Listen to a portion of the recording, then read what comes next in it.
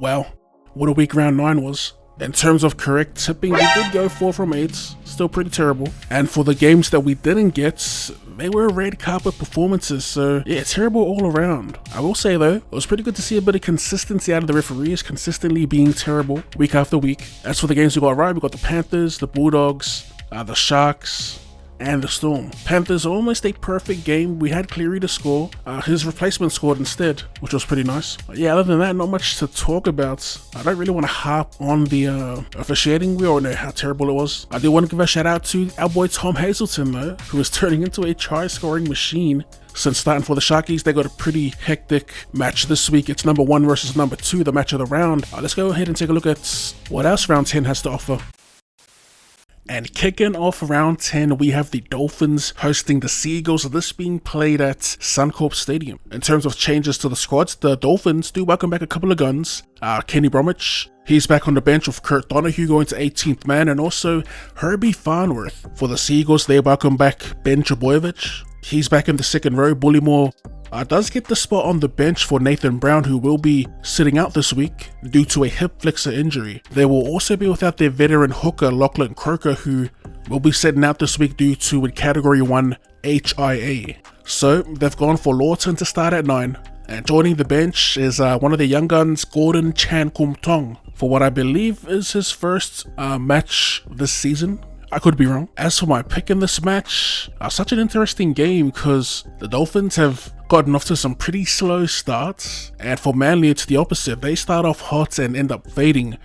Last week it ended up costing them the match. As for my pick, I do have Manly in this one. I do like the Dolphins at Suncorp, but I'm just back in a Sea Eagles bounce back. Low-key, still waiting on Tom to kick on. He's been making plenty of errors this year. In fact, he's actually leading the league in errors, which is not a stat you like to hear, but we're going to back him in to get a try. And back the Origin boys to start to heat up with Origin around the corner. So that's Turbo for our try scorer and Manly to edge one out, 1 to 12 points.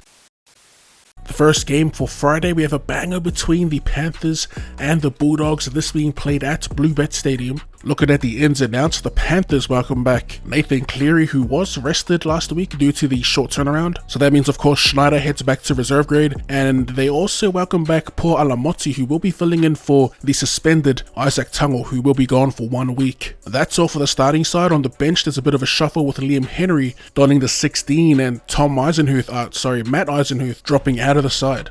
For the Bulldogs, they have the same 17. As for my pick in this, I'm taking Penrith. Surprise, surprise. I will say they haven't really looked the greatest, but as championship teams do, they've been getting some pretty ugly wins. For the Bulldogs, they're coming off back-to-back wins, beating the Knights 36-12 and the West Tigers 22-14. But yeah, I've got the Panthers. I do think the Bulldogs will make it a difficult one. There'll be plenty of feeling in this. Reed Marnie, he's on grub watch. I'm trying to see something with Marnie. You know, it's one thing chirping the mid to low tier teams. I'm actually looking forward to seeing if he'll keep that same energy with Penrith and if there'll be back and forth between him and Luai. Hate him or love him, you gotta admit, he's damn good at the role he's playing. You know, that pesky hooker that just gets under every team's skin. He's been killing it on that side of things, you know, the mental warfare. So yeah, I'm looking forward to that, and I'm also looking forward to Cleary's return. Will he take over the game?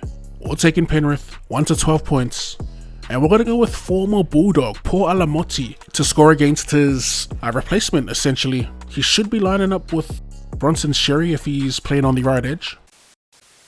And coming in at that primetime spot, we have the Eels taking on the Broncos, of course being played at CommBank Stadium. In terms of ins and outs, for the home side, Blaise Talangi will be the one to take over from Gutho, who underwent surgery and is expected back in 4 weeks' time. They've also got Sean Russell with a straight swap for Morgan Harper, so playing in the centres. And lastly, Cardi's back, and he'll be coming off the pine wearing the 14, replacing Brendan Hands. For the Broncos, a couple of long-term big outs with Reno and Arthurs, both set to be back a little later in the season. They're taking over Adam Reynolds. They've got Josh Rogers, who gets another crack, because I believe Jock Madden was also unavailable. And filling in for Arthurs, of course, Corey Oates, who's been 18th man for most of the season. As for my pick, I'm taking the Broncos on the road. I think their forward pack will be a little too much for them to handle. It'll be interesting to see how Blaise Talangi will do at fullback. And lastly, I'm also expecting a huge bounce back from Reece Walsh, who had a bit of a shocker.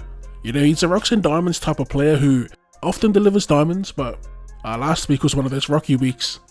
I'm interested to see if he'll stick to his guns, his all-out attack, or if he'll dial it back a bit. Maybe he doesn't have the luxury to dial it back a bit with their main facilitator, Reno, being out of the side. A lot to look forward to in this. I will say I'm not that confident in the Broncos at CommBank. Their record there isn't the greatest from memory. And if I pull up their record, of the 5 matches played, they've only won once, lost 3, and a draw. It's looking like a week of bounce backs for myself. We are on the Broncos. We'll go for the close one, 1 to 12 points, and Reece Walsh. Kicking off Saturday, we have the Tigers taking on the Knights. This being played at Sualii Park, Tamworth. And in terms of ins and outs, we know that Aiden Caesar was suspended. Crazy. Not crazy that he got suspended, but crazy that he didn't even get a yellow card. But yeah, he won't be back till round 15. They do get a bit of a boost with Uppy back. Jake Simpkin goes to the bench. And Stafford To'a, who we haven't seen since round 2, will be back playing at centre with Naden shifting to the wing and Solomon Alaimalo falling out. Not gonna lie, I wasn't expecting Sullivan to get the 7. Anyway, moving on to the Knights, they welcome back Tyson Frizzell and Jacob Saifiti. So Frizz jumps to the starting side and Saifiti to the bench. As for my pick in this match, I was kinda high on the Tigers, but I'm going to steer away from them in this match. I've got the Knights, 1 to 12 points. And we're going to take Kai Pearce-Paul to score his first NRL try. And in the Saturday evening match, we have the Dragons hosting the Rabbitohs at Netstrata Jubilee Stadium. Looking at changes, Moses Sualii, he's back for the Dragons. Lomax will be moving out to the wing. And another notable name is Leilua in reserves. He could potentially push Ben Murdoch-Masila out of the 17. For the Bunnies, good news. A little bit of good news to offset all those outs. They welcome back. All I want to say about that is I don't want Troutman to talk. There's been chat about him saying he's going to sit out the Origin to focus on the Bunnies. They've heard that before. I'm not a Bunny supporter, but I do think that they just want action out of him. Just let the action do the talking. So we'll go ahead and run through your outlets. They got Cam Murray, Dean Hawkins, Isaiah Tass, Jacob Host, and Jai Gray. For the ends, they got 2 players making their NRL debut. That is Dion, Teaupa. He'll be playing in the 7, and Matthew French will be coming off the bench. With those 2, they got 1 player making his club debut. Potentially, journeyman Jemahat Shibasaki will be getting a run on the wing. I say potentially because they do have AJ in reserves. And finally, filling in for Cam Murray at lock, Saliva Havili. Should be an interesting watch. As for my pick, I do have down here the Dragons 1 to 12 points. We're looking for a beefer that isn't in the form of a big boy. I'm taking Fa'amanu Brown coming off the pine. Loves the scoot. He has had a few digs since joining the club, but we'll back him in against this depleted south side. I mean, they're not that depleted, right? They still have their big 3. But yeah, I'm on the Dragons.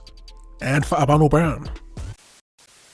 And to close out Saturday's fixtures, we have the Storm hosting the Sharks at Amy Park. So a couple of huge outs for the Storm. Half of the big 4, Jerome Hughes and Ryan Pappenhausen, both unavailable. So Tyron Wishart, he'll be filling in for Hughes at halfback. And Sualii Fa'alonga will be getting that run at fullback. Amidst the rumours that he was potentially sitting this one out due to injury as well. Also with the Wishart going to 7, Grant Anderson gets the run on the wing. For the Sharkies, 1 change. Royce Hunt will be replacing Toby Rudolph. And for my pick, I didn't mind the Sharkies heading into this fixture, but looking at their record at Amy Park, they are 2 wins and 12 losses. It's dead set a graveyard for the bloody Sharkies here. They haven't won at Amy Park since 2018, so a bit of a litmus test. Fortunately for them, like we said, half of the big 4 is unavailable. Do I think it's enough to get the Sharkies their first win in 6 years?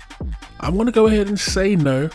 It's such a huge game for Cronulla because they always seem to struggle big time against the powerhouses, and I know that's funny to say given that they are the current league leaders, but I've got Melbourne, and to score a try I've got Su'afa'alongo.